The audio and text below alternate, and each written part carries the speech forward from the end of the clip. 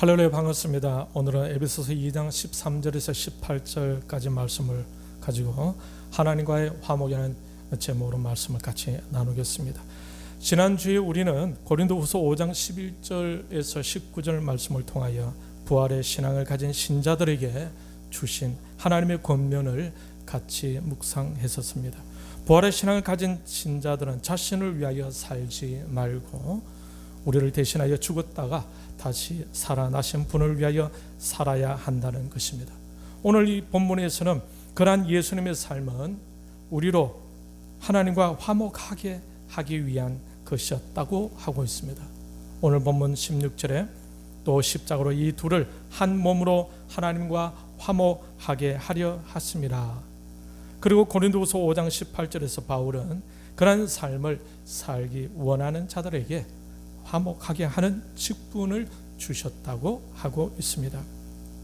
그러니 화목하게 하는 직분을 잘 감당하는 사람이 바로 주님을 진짜 믿는 사람, 그 사람이 바로 실제적으로 부활의 신앙을 추구하고 있다고 성경은 말씀하고 있습니다. 우리 주위에 그런 분들이 많지 않습니까? 어떤 일이 생길 때 늘 좋은 방향으로 이끌어가는 사람, 늘 긍정적으로 성경적으로 생각하게 하여 다른 사람들로 하여금 오해가 생기지 않도록 좋게 생각하게 하고 좋게 이끌어가는 사람들이 있지 않습니까? 그런데 어떤 사람들은 아무리 좋은 일이라 하더라도 이상하게 꼬이게 생각하게 하고 그런 쪽으로 몰아가는 사람들도 있을 수 있습니다. 이런 경우는 하나님이 주신 화목에 대한 명령을 알지 못하는 사람들인 것입니다. 이런 부류의 사람들에 대해서 성경은 이렇게 말씀하고 있습니다. 고린도전서 5장 11절, 이제 내가 너희에게 쓴 것은 만일 어떤 형제라 일컫는 자가 음행하거나 탐욕을 부리거나 우상 숭배를 하거나 모욕하거나 술 취하거나 속여 빼앗거든 사귀지도 말고 그런 자와는 함께 먹지도 말라 함이라. 또 데살로니가 후서 3장 14절에 너가 이 편지에 한 우리 말을 순종하지 아니하거든 그 사람을 지목하여 사귀지 말고 그로 하여금 부끄럽게 하라. 여기서 사귀지 말라고 했을 때는 자신의 영혼을 지키기 위한 최소한의 선택을 말합니다. 그렇다고 해서 그러한 사람들을 미워하거나 학대하거나 따돌리거나 하는 것은 성경적이지 않습니다. 그런데 자신의 영혼을 지켜야 가족의 영성을 지킬 수 있고 자신의 영혼을 지켜야 이웃의 영성도 지킬 수가 있고 교회 공동체의 영성을 지킬 수 있지 않겠습니까? 그런 뜻에서 사귀지 말라고 한 것입니다. 그러나 그들은 늘 우리의 전도의 대상이고 우리의 교육의 대상이며 우리가 돌봐야 할 대상임을 잊어서는 안 되는 것입니다. 화목은 무너진 가정도 세웁니다. 화목은 무너진 교회도 세웁니다. 아무리 튼튼한 가정과 교회도 어떤 일로 인해서 화목이 깨어지는 순간부터 무너질 수밖에 없는 것입니다. 화목한 곳에 웃음이 있고 화목한 곳에 에너지가 넘치고 화목한 곳에 자유로운 표현도 있고 화목한 곳에 용납이 있고 화목한 곳에서 자존감도 세워질 수가 있는 것입니다. 가정이 화목하고 교회가 화목하고 사회와 나라가 화목하는 것이 궁극적인 목적이 아니겠습니까? 예수님께서 왜 십자가에 돌아가셨는가요? 바로 이 화목을 위해서입니다.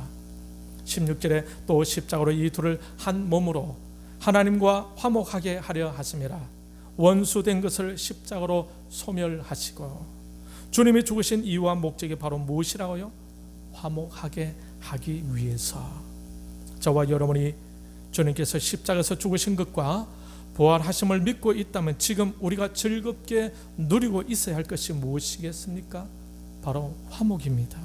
이 시간 우리 안에 성령으로 인한 예수 그리스도를 통한 화목이 있기를 바랍니다. 오늘 이 동영상을 보면 깨어진 화목을 볼 수 있을 것입니다. 202의 교육에 관한 동영상인데 이 가정에 깨어지는 화목은 이 가정의 애완견 때문입니다.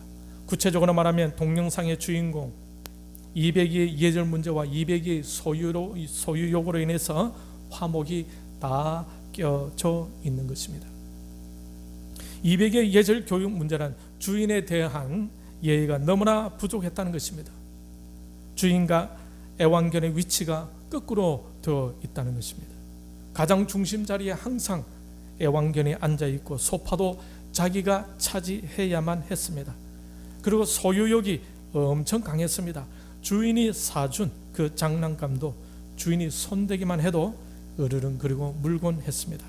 사람과 개의 위치가 완전히 뒤바뀌어진 문제로 같이 있으면 좋으나 항상 긴장감이 있고 주인은 늘 쫓겨 다녀야 하는 갈등의 연속 속에 있었던 것입니다. 질서가 엉망인 것입니다. 이 문제는 200이만의 문제가 아니라 200개를 교육하는 주인의 문제이기도 합니다. 화목이 깨어진, 서로 소통이 안 되는, 그래서 질서가 엉클어진, 그러므로 인해 막혀있는, 버릴 수도 없고 가만히 내버려 둘 수도 없는 상태, 그래서 개는 훌륭하다라는 이 프로그램의 문제 해결을 요청한 것 같습니다. 동영상에서 주인의 손등을 보셨습니까? 온통 개에게 물린 자국입니다. 마치 개 훈련사 손처럼 보였죠. 행복할 수 없는 상태입니다. 개는 훌륭하다라는 이 프로그램의 애완견 200일을 맡긴 주인의 마음을 아시겠죠? 훈련이 안 된 200이 어떤 훈련입니까? 예의 훈련, 소유욕 훈련입니다. 하나님 안에서 화목이라는 것은 신자에게서도 가장 중요합니다.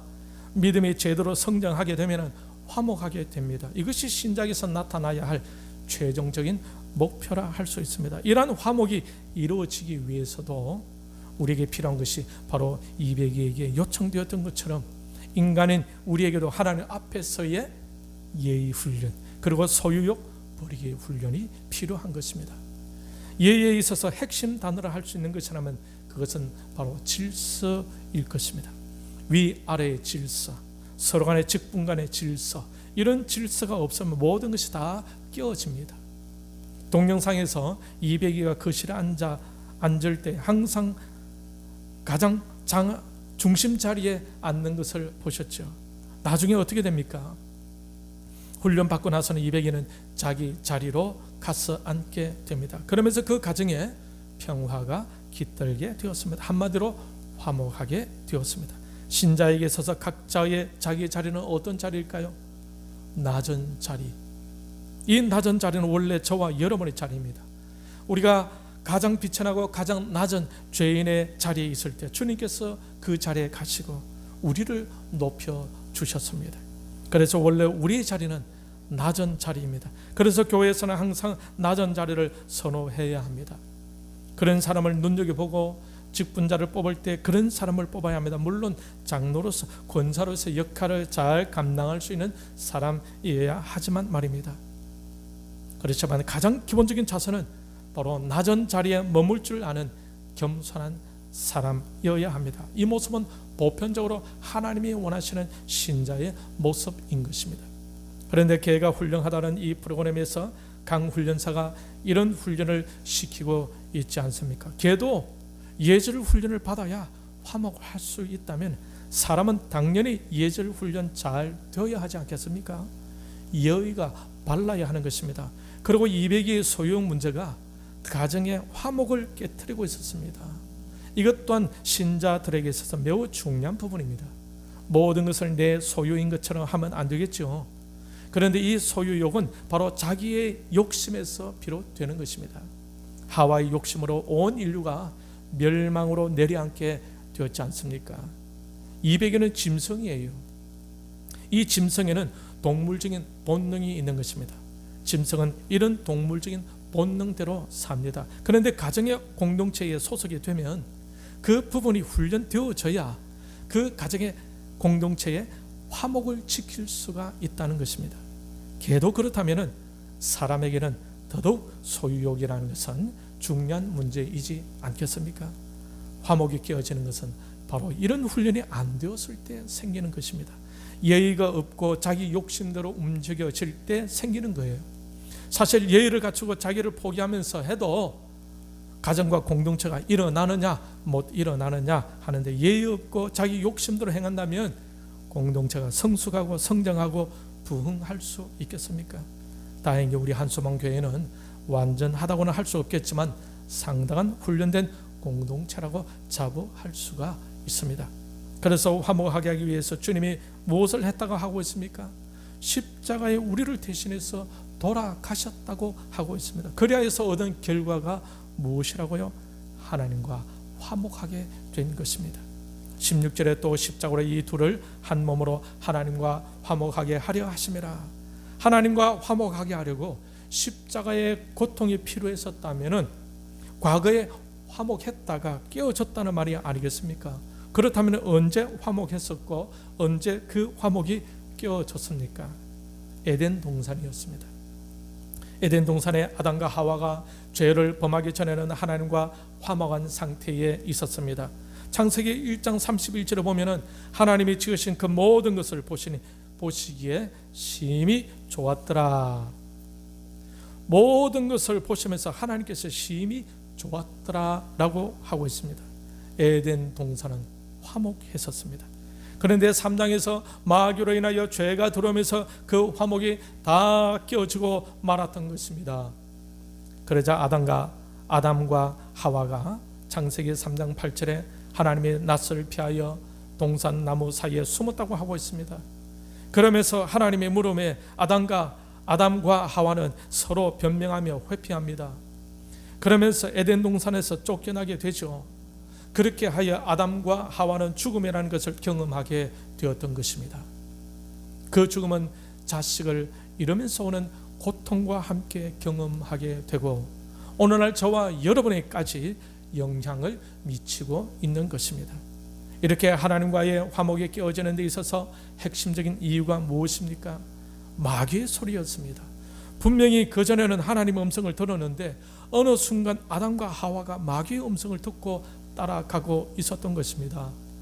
마귀가 아담과 하와의 생각과 판단의 기준을 바꾸어 버렸습니다. 분명히 그전에는 하나님의 말씀이 기준이었는데 그 말씀의 기준에 분명히 서 있었는데 하나님 말씀이 아닌 마귀의 속삭임에 빠져버리게 된 것입니다. 그래서 기준이 하나님의 말씀에서 마귀의 소리로 바뀌어져 버렸습니다. 마귀의 소리를 쫓다 보니 자신들도 모르는 사이에 죄를 범하게 되었고 그것을 알고 나서 그들은 동산 나무 뒤로 하나님을 피하여 숨게 된 것입니다. 그리고도 그들은 죄를 죄로 여기지 못하고 그 마귀의 흐름대로 쫓아가게 되었습니다. 그 흐름을 따라 역사가 흘렀는데 그 역사의 흐름을 통해 하나님의 자녀와 마귀의 자녀들이 드러나게 되었다고 요한일서 3장 10절은 말씀하고 있습니다.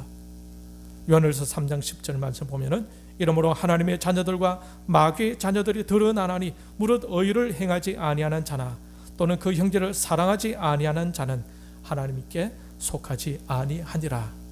마귀의 자녀들은 하나님의 의를 붕괴시키려고 하고 형제에 대한 사랑을 미움으로 둔갑시키려고 하는 것입니다. 그러니 화목이 깨어질 수밖에 없겠죠. 저와 여러분이 정말 하나님이 원하시는 대로 하나님의 말씀대로 실천한다면 아름다운 스토리가 만들어지면서 가정과 교회와 공동체가 화목하게 되면서 행복한 장소로 변해져 가게 되는 것입니다. 그러면서 서로에게 기쁨과 웃음을 선사하게 되는 것입니다. 그런데 마귀의 역사로 하나님에 대한 예의가 사라지게 되었습니다. 하나님이 보이지 않으니까 안 보인다고 마치 하나님이 없는 것처럼 행하게 되는 것입니다. 그것을 보고 계시는 성령님이 얼마나 힘들어 하시겠습니까?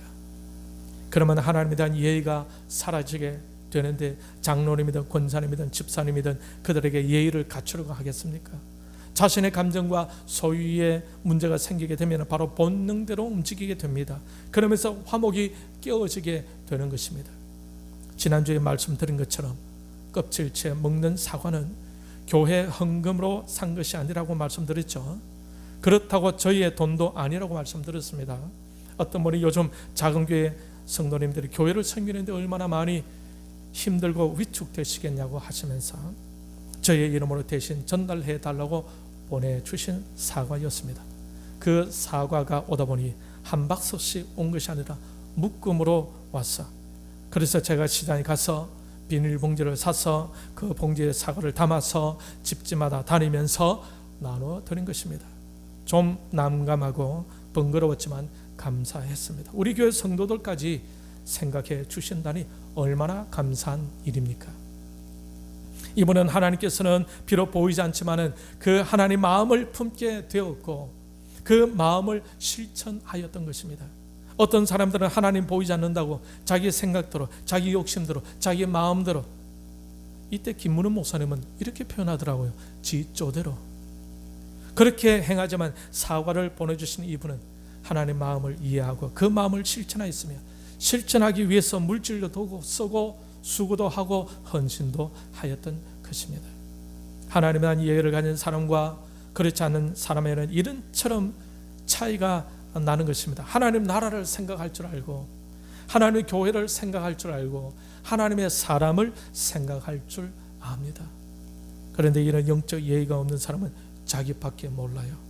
이백이처럼 자기가 제일 좋은 자리에 앉아야 하고 이백이처럼 자기 말을 들어야 하고 이백이처럼 자기의 물건을 손대지 말아야 하고 만약 그 생각대로 되지 않으면 곁에 있는 사람들을 물어서 온통 멍자고 물린 자고 상처를 남기는 것입니다. 그러면 그 가정에 손님들이 올 수 있겠습니까? 그러나 그 가정, 그 집, 가족만 남게 되는 것입니다. 화목에 끼어지면 발전도 없습니다. 성장도 없습니다. 행복도 없습니다. 거룩한 목적과 방향도 상실하게 되는 것입니다. 가정이든 교회이든 나라이든 화목해야 합니다. 화목해야 일이라도 재미있게 할 수 있지 않겠습니까? 그래야 세월이 지나더라도 보람이 있지 않겠습니까? 그래야 감사가 있고 기쁨이 있고 만족이 있게 되는 것입니다. 신자가 화목하기 위해서 신자는 자기 자리로 돌아갈 줄 알아야 됩니다. 자기를 알아야 합니다.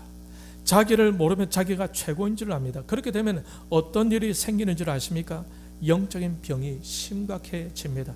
부산의 한 교회에 한 장로님이 계셨어요. 이 분은 은근히 목사님과 경쟁하는 분이었습니다. 자기 돈으로 개척을 하였기 때문에 자신이 늘 고용주라고 생각하던 분이었습니다. 그래서 목사가 신방하면 자기도 따로 신방해야 하고 목사보다 더 열심히 해야 하고 목사보다 더 신방해야 하고 목사보다 성도들을 더 많이 알아야 하고 그러니 그 교회가 오래 가겠습니까? 문제가 생기는 것입니다. 화목이 있겠습니까? 늘 경쟁과 갈등이 있게 되는 것입니다. 영적인 병이 심각해지게 되는 것입니다. 영적인 병이 심각해지면 감각이 무뎌져요. 그러면 이백이가 되는 것입니다. 자기가 그 집 주인인 것으로 착각합니다.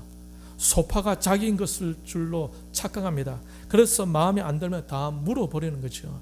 만약 신자가 이런 상태로 최고점에 도달하게 되면 데살로니가 후서 2장 4절처럼 됩니다. 데살로니가 후서 2장 4절 그는 대적하는 자라 신이라 불리는 모든 것과 숭배함을 받는 것에 대항하여 그 위에 자기를 높이고 하나님의 성전에 앉아 자기를 하나님이라고 내세우느니라. 자기를 높이고 하나님의 성전에 앉아 자기를 하나님이라고 내세운다고 하고 있습니다. 다행히 우리 성도님들은 다르지 않습니까? 제가 여러분 집집마다 한여름에 여러분들을 시원하게 드리기 위해서 커피도 배달하고 사과도 배달하고 어디 가면 차도 몰아주고 하면은 택배기사, 운전기사로 취급하지 않잖아요. 늘 목사님 감사해요 하지 않습니까? 우리 목사님 성도들 이렇게 섬기려고 애쓰시네 하시면서 하나님께 감사하잖아요. 그런데 자기가 하나님 위치에 있는 사람들은 자기가 변화되고 자기가 하나님을 닮아가는 데는 신경 안 쓰고 목사와 다른 사람들을 가르치고 자기 마음에 맞게 길들이려고 하는 사람들이 있지 않겠습니까? 그런 사람들은 자기 자리에 있지 않고 하나님의 자리에 앉아 있는 사람입니다. 이런 모습은 어디서 많이 들어보셨죠? 천사가 하나님 자리를 넘보다가 쫓겨나서 무엇이 되었습니까? 마귀가 되었습니다. 그러니 이런 사람은요 성령 하나님과 싸우고 있는 중인 것입니다. 그런데 이베이가 훈련받을 때에 자신의 모습을 이해합니까? 이해 못하죠. 주인이 솔로 털을 골라주려 해도 주인을 물어버립니다. 이베이가 가지고 놀던 장난감을 주인이 대신 정리해 주려고 해도 물어버립니다. 이 모든 것이 다 자기를 위해서 주인이 수고해 주시는 것이시지 않습니까? 그런데도 이백이는 그 마음을 전혀 몰라요. 그런데 훈련을 다 받고 나니까 어떻게 변했습니까? 자기 자리로 돌아가게 되고 자기 장난감을 대신 정리해 주어도 가만히 있게 되었던 것입니다.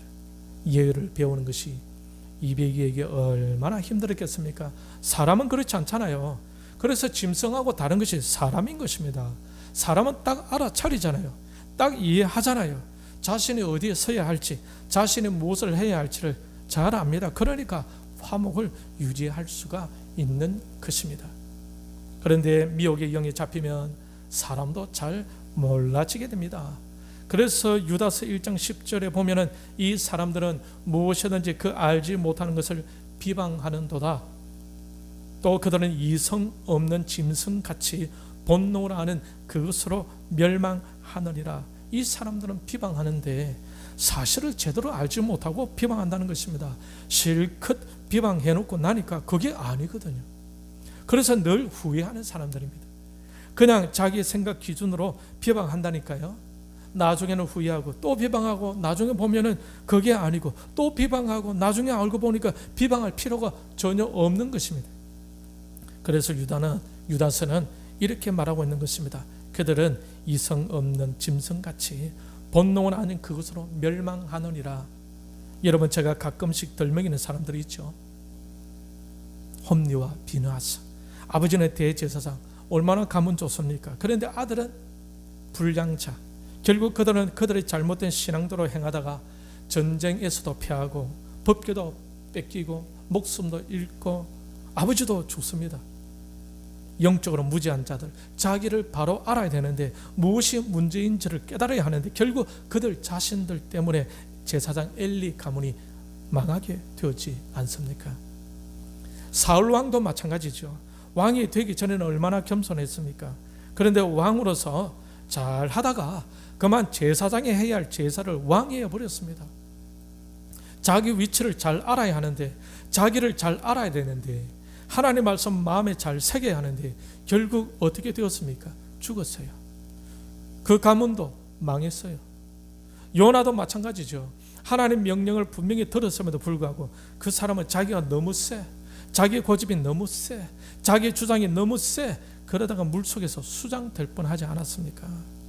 그나마 하나님께서 목적이 있어서 물고기 뱃속에서 불쌍히 여겨 회개하게 하여서 사명의 자리로 돌아가게 하시고 하나님의 뜻을 그를 통해서 이루셨던 것입니다. 하나님께서 우리를 하나님과 화목하게 하기 위하여 아들 예수 그리스도를 십자가에 돌아가게 하셨습니다. 그 십자가에서 고난을 너무 쉽게 생각하지 마시기를 바랍니다. 진짜 힘든 고통이었습니다. 그런데 주님은 왜 그런 고통을 당해야 했겠습니까? 저와 여러분을 하나님과 성도 간에 화목하게 하기 위해서입니다. 실은 그 고통은 저와 여러분이 당해야 했던 고통이 아니겠습니까? 우리가 말씀으로 훈련 받을 때 힘드시죠? 말씀 듣기도 힘들고 행하기도 힘들지 않습니까? 훈련은 힘든 것입니다. 200이 훈련 받는 것 얼마나 힘들었습니까? 그만큼 힘든다는 것은 그만큼 자기 중심적이었다는 것 아니겠습니까? 그러니 우리 스스로는 감당하지 못할 고통이었다는 것입니다. 그래서 주님이 대신 당하신 것입니다. 그래서 주님이 우리를 하나님과 화목하게 하기 위해서 대신 고통 당하셨던 것이죠. 이베이가 훈련 받을 때에 얼마나 힘든지 동영상을 보신 분 아실 것입니다. 어쩌면 이 과정이 요나가 물고기 뱃속에 있을 때 모습이 아니겠습니까?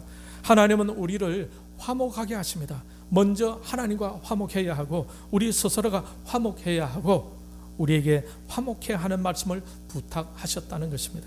십자가에서 죽으심으로 우리를 화목하게 하셨습니다. 그 십자가 앞으로 나아가면 먼저 우리의 죄가 보이고 그 십자가로 나아가게 되면 먼저 우리의 욕심이 보이고 그 십자가로 나아가게 되면 먼저 우리의 생각이 보이고 먼저 우리의 마음이 보이고 우리 안에 미움과 시기, 질투, 교만이 보입니다.